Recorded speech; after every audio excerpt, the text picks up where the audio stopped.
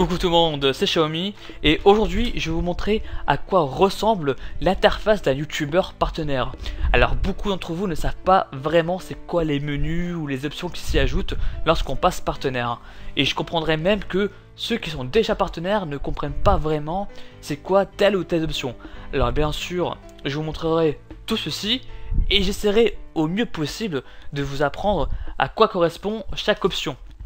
Alors sachez que YouTube est en constante évolution, c'est-à-dire qu'actuellement ils ajoutent toujours de nouvelles options, de nouvelles choses, qui fait que je n'ai pas forcément réponse à tout.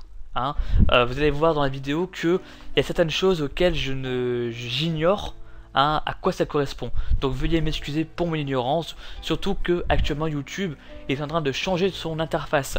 Donc il se pourrait très bien que dans un an, cette vidéo que vous voyez ne soit totalement obsolète parce que il y a tel menu ou telle option qui n'y apparaissent plus ou qui ont carrément changé d'emplacement.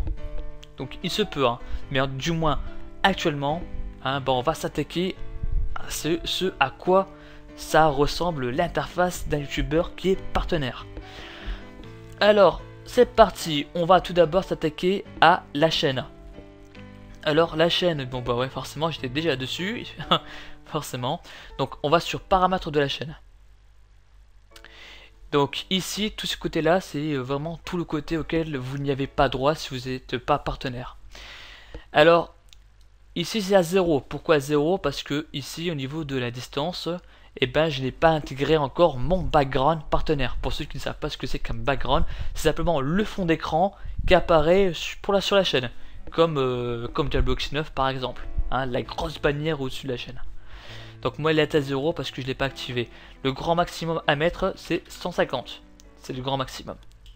Voilà. Donc pour ma part s'il est à 0. Ici ce sont justement les lignes de code qui vous permet ainsi de pouvoir saisir les liens cliquables sur la bannière. Par exemple lorsque vous allez sur une chaîne partenaire, vous pouvez cliquer sur la bannière.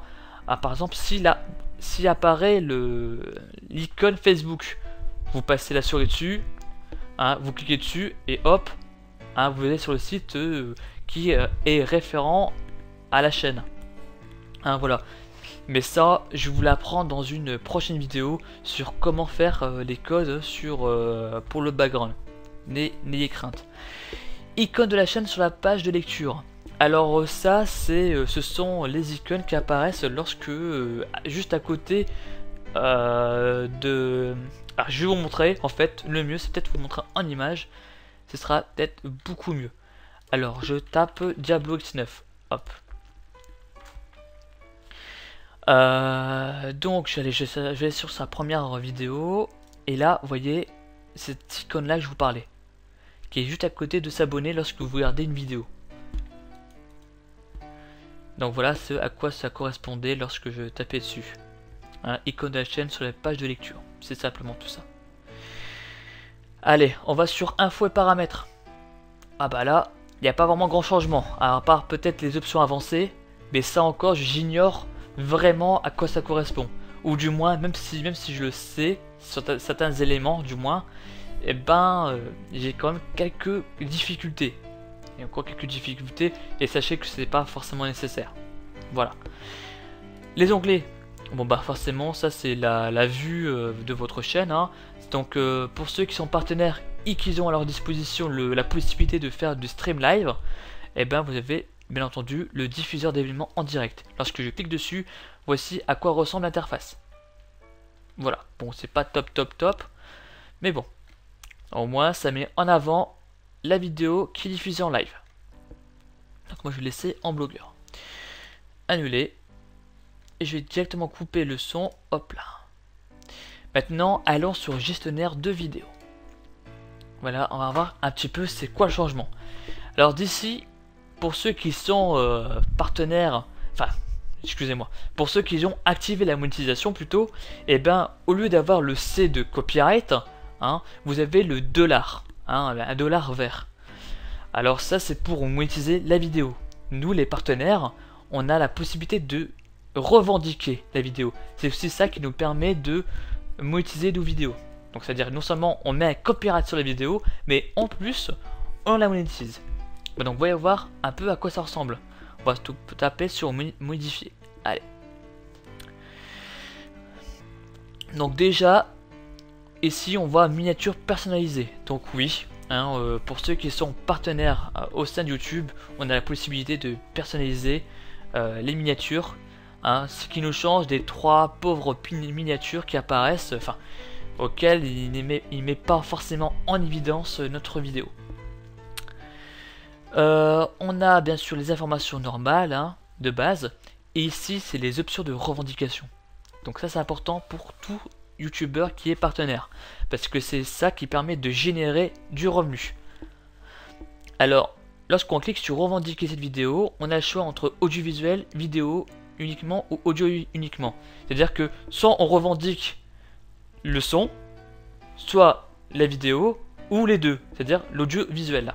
Donc pour ma part, je revendique l'audiovisuel. Monétiser les règles d'utilisation. Excusez-moi. Appliquer les règles d'utilisation, excusez-moi.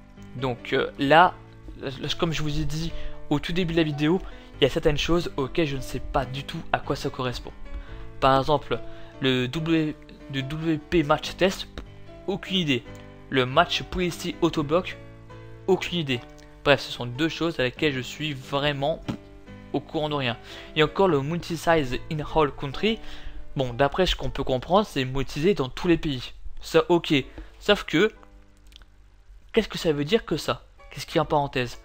Alors, vous voyez, là, pour tout, excusez-moi encore de mon ignorance, mais si vous le savez, n'hésitez pas à le mettre en commentaire, histoire de mettre au courant tout le monde. Alors, track in all countries. Alors, ça, c'est simplement suivre la vidéo. C'est-à-dire que vous souhaitez que YouTube puisse mettre la publicité, et également de calculer le nombre de vues. Par contre, vous ne souhaitez pas gagner de l'argent de ces revenus générés par les publicités. C'est ça, track in all countries.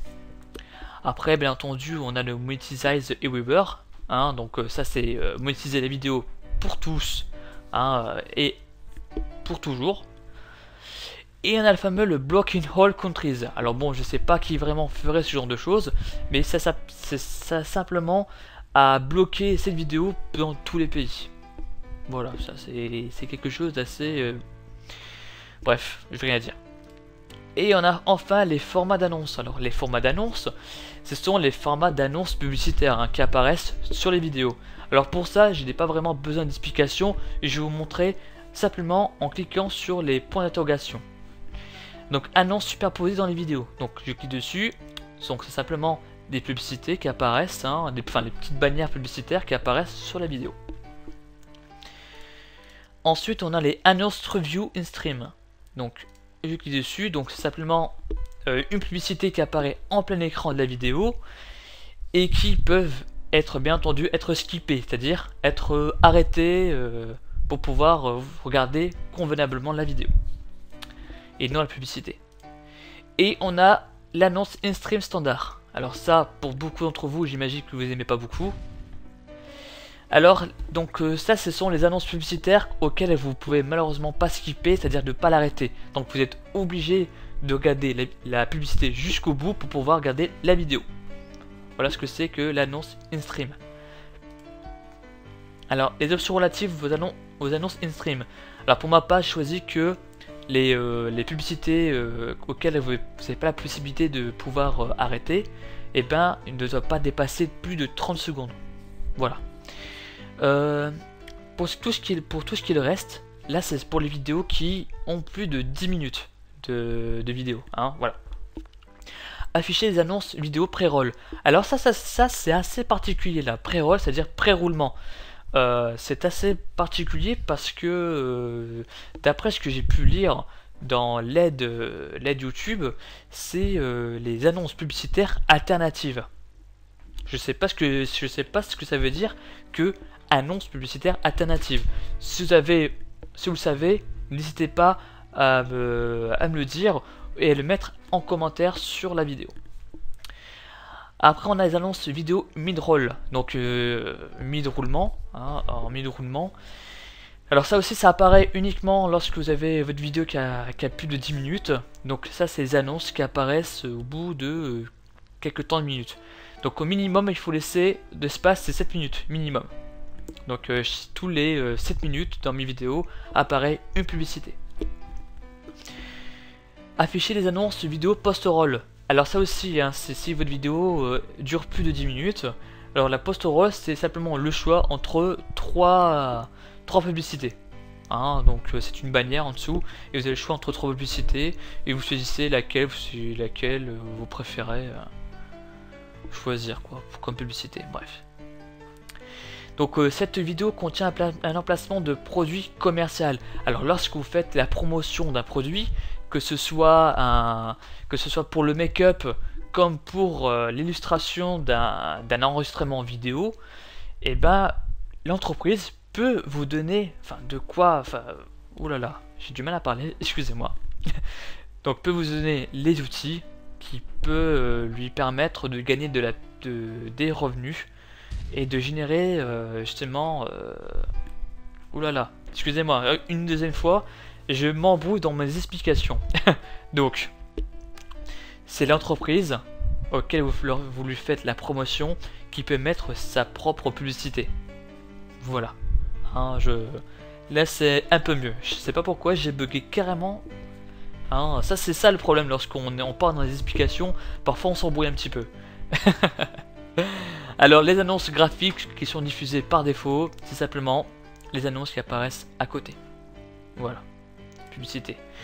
Louer cette vidéo. Et oui, vous pouvez louer cette vidéo. C'est-à-dire que vous pouvez mettre au lieu de la partager pour tout le monde, et bien pour tout le monde et gratuitement, vous pouvez la louer. C'est-à-dire qu'il y a des youtubeurs qui vont payer pour pouvoir regarder la vidéo.